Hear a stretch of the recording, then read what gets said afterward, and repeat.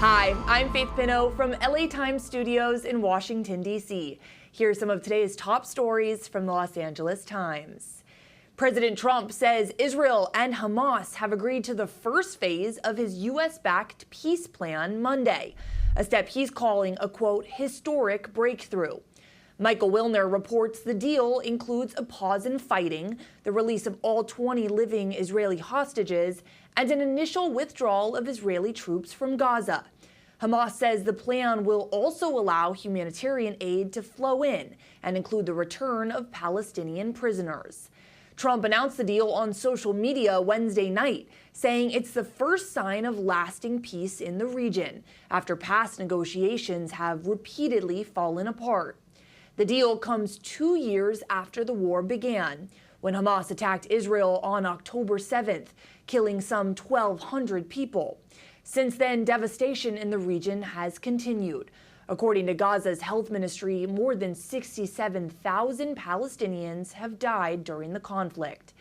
Negotiators from Israel, Hamas, Qatar, and the U.S. are meeting in Egypt this week, with Trump expected to travel to the region this weekend in the hopes of pushing this deal across the finish line.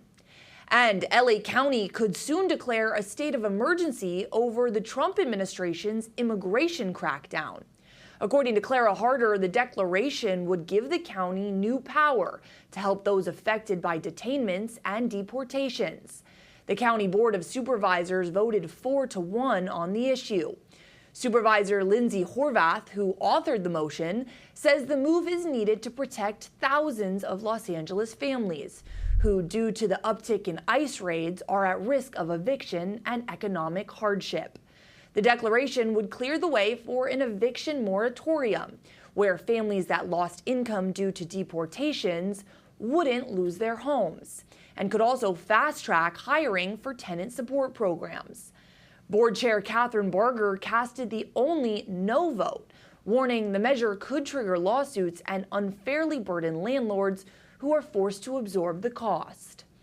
County staff says legal challenges are likely, noting the county's COVID-era moratorium drew multiple lawsuits. They also warn the policy could expose tenants' immigration status in court. Still, supporters say the action is necessary as ICE raids intensify across Southern California, spreading fear and destabilizing communities, with the board expected to vote on the emergency declaration on October 14th. That's it for now. To read these stories and more, be sure to subscribe to the LA Times.